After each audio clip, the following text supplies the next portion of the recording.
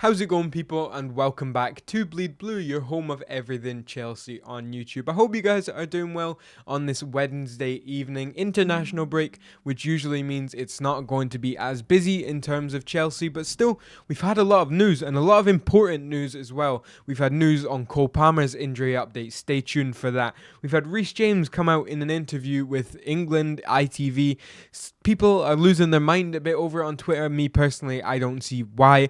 Kieran Dewsbury Hall, some quotes from the Brazilian wonder kid who is Estevao Willian, his agent, coming out and speaking. Some information on him as well, and an update on the search for a striker in the summer. So we're going to get straight into it, but please remember to like and subscribe. This is a new channel. It would really help me out. I'd be much appreciative, and thank you guys for some of the love in the comments on the last video.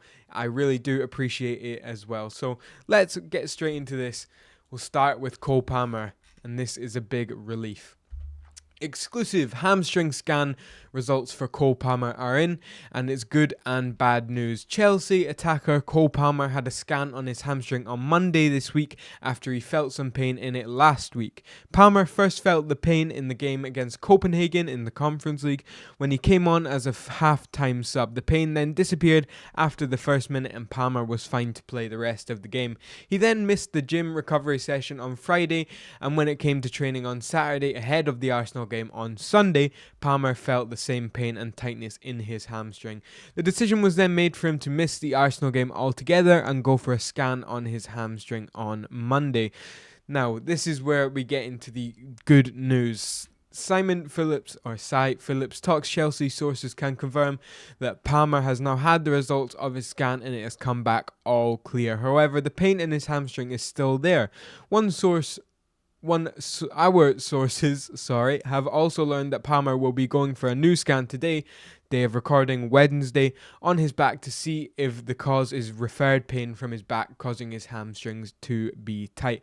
Palmer has not joined up with the England squad for the latest international break, but they are keeping it open for now as more tests happen. This is Cy Phillips talking. I see it as highly unlikely at this point that he will be able to join this international break. Chelsea will be keen to make sure he's fully fit and recovered and these issues are looked at properly.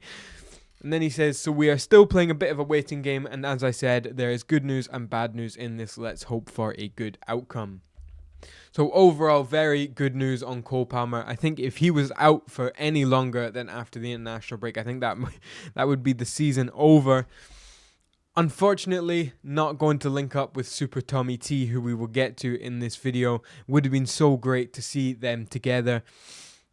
But the main thing is Cole is back for the run-in because he is such an instrumental player in our chase for the Champions League. I think if we didn't have Cole Palmer, that's it.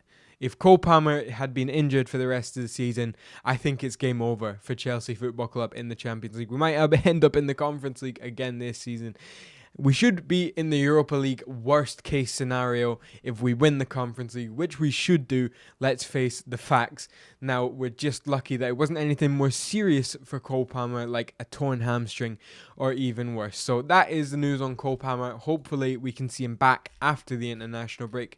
And I think we'll go on to Estevao Willian now. Let's take a look at this. Willian, Estevao's agent Curry. Chelsea was the only club I saw that have Estevao as a 10 to play in midfield. I could be wrong, but we will have the opportunity. I think we will be right, so that also had a lot of weight on the decision, he told Globo. Now, this is interesting because Chelsea's 10 position is so stacked. We have Cole Palmer, Joao Felix, who's returning, should be sold. Christopher Nkunku definitely should be sold. Kieran Dewsbury Hall, who's also here. I was about to say returning. He's not really done much, to be honest, but you will see something on him later in the video. He, I think, will leave as well. We've got the arrival of Kendry Paez in this coming summer, but the thing with Estevao is people are putting so much pressure on him in his first season to hit the ground running, come in and save Chelsea. Let's be honest, he's going to need time to adapt. He's going to need time to maybe even bulk up, because the Premier League is a much more physical league than the Brazilian league. And he's not going to have as much space. You see him doing all this in the Brazilian league, and I'm not writing him off at all, but he's definitely going to have to adapt. So maybe his first season can just be coming off the bench, rotating for the likes of a Cole Palmer if Cole needs a rest, if we're hopefully, fingers crossed, playing Champions League. It's going to be interesting. So Willian Estevao, still a very exciting player. Cannot wait to see him. Another little bit on him. Palmeiras insiders have told Mailsport that 17-year-old wonder kid Estevao Willian will play for them at this summer's Club World Cup rather than Chelsea. Now, the Club World Cup is actually turning out to be quite an interesting competition. Like, I don't know about you, I'm quite excited. I don't know if the players will be saying the same thing because it just means less time on holiday for them. But I think this more will be like a grand gesture, a goodbye to Palmeiras, a thank you. He's one of the best wingers / players to come out of Brazil since Neymar. He's already smashed all of his records, so cannot wait. I'm sure you guys can't wait to see Estevao Willian either. Now, we'll move on to Reece James and what he had to say to ITV regarding Thomas Tuchel. Reece James on Thomas Tuchel, the best coach from the ones I've worked with. There's various reasons why he brought trophies to Chelsea when we probably least expected it in a difficult period. Now, I've seen a lot of people on Twitter losing their minds over this. I don't think it is something to lose your mind over. If I'm being honest with you, I don't think it's a dig at Enzo Maresca like people are saying. I don't think Enzo Maresca's lost the dressing room. But if you think how much Thomas Tuchel brought this club, at least to me personally, I wouldn't be annoyed if in some fairyland I was the Chelsea manager and a manager that had won the Champions League, brought so much success to the club, made us a winning machine again. If Reece James came out and said he's the best manager over a manager that's just came from the Championship, not won anything with Chelsea yet, I wouldn't be annoyed. I wouldn't think it's a dig at me because Thomas Tuchel has done more with this Chelsea team than Enzo Maresca, and that's to be expected, let's be honest. Now, yeah, you can tell it's international break because people are losing their mind on Twitter over this. I don't think it's something to be going bonkers over. I don't think it had any undertone to it like some people are suggesting. It's just stupid. Some people, honestly, some people take things so, not literally, but everything you have to look into. These guys are humans as well. They can say what they want in the media. But we'll move on to Kiernan Dewsbury-Hall. Look at this. Chelsea midfielder Kiernan Dewsbury-Hall has started studying for the PFA Sporting Directorship course. Stuart Winstanley, watch out. Kiernan Dewsbury-Hall is coming for your job. We're not only developing about 20,000 kids at this football club anymore, we are now developing sporting directors as well. So the whole footballing world we'll be developing. We might start developing managers, physios. Who knows, if we get them young enough, we might be able to train them into the next big thing. Now, this might be one for the future. He might be our future sporting director. Honestly. Now, I've heard Kiernan Dewsbury-Hall's a good guy. I don't want to put it... He sounds like a good enough bloke. But this is just... I think Mark Cucurella was doing... I don't know if that was management, but the same sort of thing. So nothing against Kiernan Dewsbury-Hall.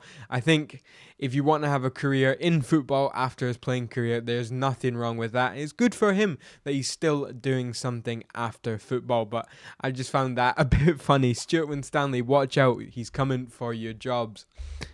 Right, we'll move on to the last bit of news from today's news roundup. Of course, join back tomorrow. We'll be doing the same thing again, giving you all the latest. So let's look at this. Chelsea, this is on the striker. Chelsea want to sign a striker this summer, and whoever they try to fund, the club will need to sell to satisfy PSR, profit and sustainability restrictions. Now, this is an interesting one because the amount of players we've bought, you think we'd have a striker, 1.5 billion spent. I think we already sold 7 players last summer. It's a bit mad that we're having to sell to buy. I'm guessing pure profit's going to come into play this summer. I think it's going to be a busy summer again, but we need a striker. Make no bones about it. So if we're going to have to sell, we are going to have to sell because we cannot go another season without a striker. You definitely saw in the Arsenal game how much we lacked a box presence, any sort of presence in the box. We were still crossing the ball into the box, but guess who it was finding? Mark Cucurella, one of the shortest players on the pitch you saw. I'll actually pull it up. Wait a second. That's absolutely mad. These were our 4 attacking players' heat map against Arsenal. Look at the 18-yard box. There's literally there's no box presence, and that's not. I mean, it is the squad building from the sporting directors, but of course injuries have played a part in that. Look, Pedro Neto occupying the false 9 everywhere but in the box. Enzo Fernandez playing the 10. Christopher Nkunku off the left, just coming into the box. But look, wait until you see this. Look who the player is that looks like was getting our most attacking threat. It's Cucurella. He's occupying the box. Now, it is very minimal, but that just shows you how much we lack any sort of box presence, and it's really clear to see when watching Chelsea. The thing we needed against Arsenal was Enzo Maresca was doing the backwards and sideways. See if you just had a no-nonsense, experienced striker, fucking swing the ball into him, get you out of a tough game, score a header, and move on. That's the kind of player we miss. We lack any experience. We lack a striker. That's why it's so important that we bring one in. Now, this bit of news I shows you is especially relevant because we saw this come from Fabrizio Romano 2 days ago now. You can't even see it. There you go. Chelsea's next priority for the summer remains the new striker, with a new winger also expected to join. The plan after Quenda/Isugo is to sell 7 to 8 players in the summer, including some of those currently on loan, like Kepa, Disasi, maybe your Joao Felix, players like that. Now, that just comes back to the sell to buy point. Having to sell 7 to 8 players, it just shows you that this project is not going anywhere. If this project was serious, we would have signed a striker already. We would have had that box presence. We wouldn't need to be overhauling the squad every summer. It's not normal to be operating like this. So I want you guys to let me know your opinion down in the comments below. Again, I remind you guys, please like and subscribe. It would really be appreciated. Comment down below what you think on anything we've mentioned. Get the conversation started. I want to thank you guys so much for watching. If you made it to the end, I hope you guys have a good night and take care. Up the chels. Bye-bye.